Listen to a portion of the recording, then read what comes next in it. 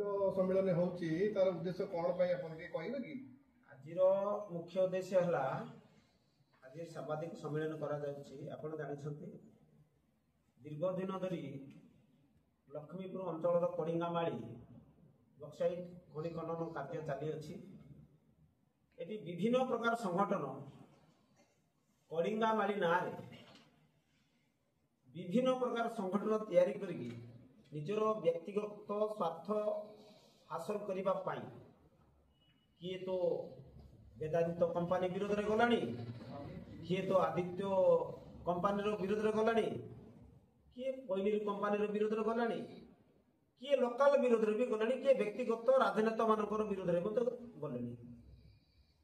एमती प्रकार निम्नमान स्तर को चलीगला लक्ष्मीपुर निर्वाचन मंडली एक कड़िंगामाड़ी ना निजर स्वार्थ को हासिल करने जो प्रकार चली विरोध में मु गोटे ए अंचल कड़िंगामाड़ी अंचल पारिपार्श्विक युवक प्रथम करी द्वितीयत लक्ष्मीपुर निर्वाचन मंडल पूर्वतन विधायक, तृतीयत आदित्य बिरला आलुमिनार जमी हरा व्यक्ति हिसाब से आज गोटे सांबादिक सम्मेलन आपण मानक डाकी।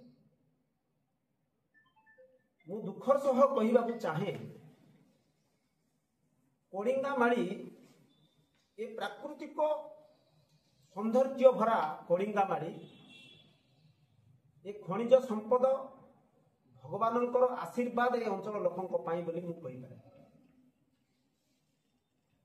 कड़िंगामाड़ी बक्साइट खनि द्वारा ओडिशा सरकार 2017 मसीहा ठारू आज पर्यंत विभिन्न प्रकार लाभ उठाई से लाभ मध्य आम अंचल किसी कांश ओएमसी माध्यम विकास होती संदेह ना, किंतु किछि दिन है आंध्र प्रदेश पैनेरी कंपानी बोली जो कंपानी ओडिशा रे टेंडर पकईकी ओडिशार खनि बा कड़िंगामाड़ी खनि को आंध्र प्रदेश पैनेरी कंपानी तार निजस्व फैक्ट्री रे नेबा पाई जो उद्यम करिछि एथिपाई अंचलर जनसाधारण तीव्र विरोध करुछंती। याकू मु संपूर्ण भाव रे कड़िंगामाड़ीर पारिपार्श्विक अंचलर गोटे युवक हिसाब से मु संपूर्ण भाव में समर्थन करुछि। पैनेरी कंपानी को जो कड़िंगामाड़ीर खनि देवाई जो प्रचेष्टा चली सरकार को नियम मुताबक सरकार नियम मुताबक थिले सुधा अंचलर लोकंक विरोध को देखी ताकू पैनेरी कंपानी को खनि न देवा पाई मु आपण मानकर जरिया अनुरोध करुछि ओडिशा सरकार को एवं भारत सरकार गोटे गोटे प्रश्न आपन करा जाउछि जे आपन कहले तीन मु ए दी दिन तले आम अंचल लोकों को नहीं आम अंचल लोक को मु नहीं कि मो अंचल लोक मते नहीं कि जाइए माननीय मुख्यमंत्री मोहन चरण माझी पाखक एवं खनि मंत्री पाखक ये अभियोग आम जनइचु। आमे जो 6 मिलियन टन करिकी वेदांत कंपानी को जो देवाई ओडिशा सरकार जो भावी पैनेरी को देवाई जो भावी आम संपूर्ण भाव में विरोध कर कथा आम अवगत कर किंतु आमे ओडिशा सरकार को अवगत कलु जनसाधारण मध्य तो जानिबा दरकार ना।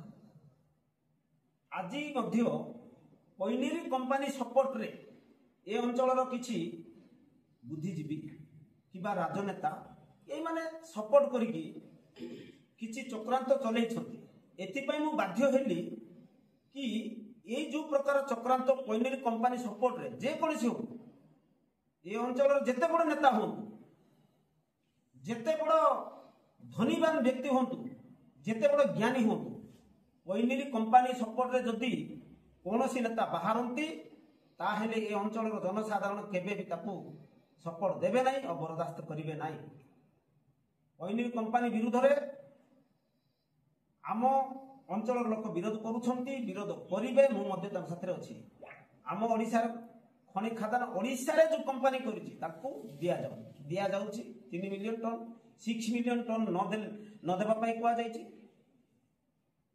ଆଦିତ୍ୟ ବିର୍ଲା ଆମ ଅଞ୍ଚଳରେ ଦୀର୍ଘ 2007-8 ମସିହାରେ ଜମି ଅଧିଗ୍ରହଣ କରାଗଲା କୋରାପୁଟ ଜିଲ୍ଲା ରାୟଗଡ଼ା ଜିଲ୍ଲାରୁ। କମ୍ପାନୀ ହେଇପାରିଲା ନାହିଁ। ଆମ ଅଞ୍ଚଳର ଭବିଷ୍ୟତ ତିଆରି କରିବା ପାଇଁ ଅହରହ ଆନ୍ଦୋଳନ କରିକି ଆଦିତ୍ୟ ବିର୍ଲା ପ୍ରୋଜେକ୍ଟ କରିବା ପାଇଁ ଆମେମାନେ ସମସ୍ତେ ଲାଗି ପଡ଼ି କରୁଛୁ। ଆଜି ଆଦିତ୍ୟ ବିର୍ଲା ଗ୍ରୀନ୍ ସିଗ୍ନାଲ ମିଳିଲା। ମାନ୍ୟବର ମୁଖ୍ୟମନ୍ତ୍ରୀ ସରକାର ଚେଞ୍ଜ ହେଲା ପରେ ମଧ୍ୟ ତାକୁ ଗ୍ରୀନ୍ ସିଗ୍ନାଲ ଦେଲେ ଏବଂ ଆଦିତ୍ୟ ବିର୍ଲା ରିଫାଇନେରୀ ପ୍ରୋଜେକ୍ଟ କଂସାରୀଗୁଡ଼ାରେ କରିବା ପାଇଁ ନିର୍ଦ୍ଦେଶ ଦେଲେ। ଆଜି କମ୍ପାନୀ ହେବାକୁ ଯାଉଛି। ଯଦି ଆମ ଜାଗାରେ ଏଠି ଚୁଲି ହେବ, ଚୁଲିରେ ଯଦି ରାନ୍ଧିବାକୁ ଚାଉଳ ନଥିବ ତ ସେ କମ୍ପାନୀ କରିବ କ'ଣ ପାଇଁ? ଏଠି ମଧ୍ୟ ପ୍ରଶ୍ନବାଚୀ ସୃଷ୍ଟି ହେଉଛି ଆମ ଅଞ୍ଚଳର ଲୋକଙ୍କ। 17 ବର୍ଷ ତ ହେଲା ନାହିଁ, ପୁଣି ଯଦି କଞ୍ଚାମାଲ ଅଭାବରୁ ଯଦି କମ୍ପାନୀ ନ ହୁଏ ଆମ ଅଞ୍ଚଳର ଭବିଷ୍ୟତ କ'ଣ ହେବ? ଆପଣ ସରକାରଙ୍କୁ ଏ ସମ୍ବନ୍ଧରେ ଜଣାଇଛି। ସରକାର ବି ପଇନେରୀ କମ୍ପାନୀକୁ ଦେବୁ ନାହିଁ କହୁଛନ୍ତି, କିନ୍ତୁ ଏଠି ଗୋଟେ ଘିନ୍ନ ଚକ୍ରାନ୍ତ ଚାଲିଛି ନା। କୋଉମାନେ ଚକ୍ରାନ୍ତ କରୁଛନ୍ତି? ତାଙ୍କ ନାଁ କହିବାର କିଛି ଆବଶ୍ୟକତା ନାହିଁ। ଆପଣମାନେ ସାମ୍ବାଦିକ ଅଛନ୍ତି, କାଢ଼ନ୍ତୁ। ଆଜି ଓଡ଼ିଆପେଣ୍ଟ ଗ୍ରାମ ପଞ୍ଚାୟତର ଧରଡ଼ାଠାରେ ଗୋଟେ ମିଟିଂ ପଇନେରୀ କମ୍ପାନୀ ସପୋର୍ଟରେ କରାଯାଉଥିଲା। ତାକୁ ସେଇ ଗାଁ ଲୋକ ବିରୋଧ କଲେ ଯେ ପଇନେରୀ କମ୍ପାନୀ ସପୋର୍ଟରେ ଆପଣମାନେ ସେଠି ଆସି କରନ୍ତୁ ନା। ଏଠି ସବୁ ଆପଣଙ୍କର ଯଦି ଭିଡ଼ିଓ ଦେଖାଇବି କେମିତି ଫିଙ୍ଗା ହେଇଛି ଆପଣ ଆଶ୍ଚର୍ଯ୍ୟ ହେଇଯିବେ। ଜନସାଧାରଣଙ୍କ ପାଇଁ ଏଇଟା ଯୋଉ ବିଭିନ୍ନ ଅନୁଷ୍ଠାନ ମଝିରେ କିଛି ଦିନ ତଳେ ଗୋଟେ ଅନ୍ୟ ଏକ କମ୍ପାନୀ କରିଛି, ତାକୁ ତ 3 ମିଲିୟନ ଦେଉଛନ୍ତି, ଦିଅନ୍ତୁ। ସେଥିପାଇଁ ଲୋକ ଜନସାଧାରଣ ଯେତେବେଳେ ପଲ୍ଲୀ ସଭା ଗ୍ରାମ ସଭା ହେଲା ଝଲାଗୁଡ଼ାରେ ସମସ୍ତେ ସମର୍ଥନ କଲେ। 3 ମିଲିୟନ ଟନ୍ ଯାଉଛି, ଆଉ 6 ମିଲିୟନ ଟନ୍କୁ ମଧ୍ୟ ସେଇ କମ୍ପାନୀକୁ ଦେବା ପାଇଁ ଅଞ୍ଚଳ ଲୋକ ବିରୋଧ କରୁଛନ୍ତି। ଏବଂ ଆଦିତ୍ୟ ବିର୍ଲା କମ୍ପାନୀ ଯିଏକି ଏଠି ଚୁଲି ତିଆରି କରୁଛି ତା ପାଇଁ ଚାଉଳ ଦରକାର, ଚାଉଳ ଦିଆଯିବ। କମ୍ପାନୀ ଏ ସମ୍ବନ୍ଧରେ ଲାଗୁନି କି? ଆଜ୍ଞା, କମ୍ପାନୀ ଏ ସମ୍ବନ୍ଧରେ ସରକାରଙ୍କୁ ଅବଗତ କରୁନି? ସରକାରକୁ ନିହାତି ଭାବରେ ଅବଗତ କରାଇଥିବ। ଏଠି ଗଣତନ୍ତ୍ର ରାଷ୍ଟ୍ର, ଜନସାଧାରଣ ମାନେ ଯାହା ଚାହୁଁଥିବେ ତାହାକୁ ମଧ୍ୟ ନେଇକି କମ୍ପାନୀ କର୍ତ୍ତୃପକ୍ଷ ଆଖି ଆଗରେ ରଖି କାର୍ଯ୍ୟ କରେ। ଗୋଟେ ଜନସାଧାରଣ ଯାହା ଡିମାଣ୍ଡ କରିବେ ଏ ଅଞ୍ଚଳର ବିକାଶ ପାଇଁ। କମ୍ପାନୀ ସେଥିରେ ବିଫଳ ହେଲା ନା କ'ଣ? କମ୍ପାନୀ ବିଫଳ ହେଲା ସେ କମ୍ପାନୀ କହିପାରିବ, ମୁଁ ତ ଜାଣିନାହିଁ। କିନ୍ତୁ ଆମ ଗୋଟେ ଏ ଅଞ୍ଚଳର ଗୋଟେ ନାଗରିକ ହିସାବରେ ଏ ଅଞ୍ଚଳର ଗୋଟେ ପଡ଼ିଗାମାଳି ଅଞ୍ଚଳର ପାରିପାର୍ଶ୍ୱିକ ଲୋକଙ୍କର ସାଧାରଣ ଲୋକ ହିସାବରେ ଆମର ବିବେକ କହୁଛି କି ଏ ଅଞ୍ଚଳରେ ଯିଏ ଫ୍ୟାକ୍ଟ୍ରି କରିବ ତାକୁ କଞ୍ଚାମାଲ ଦିଆଯିବା ଆବଶ୍ୟକତା ଅଛି।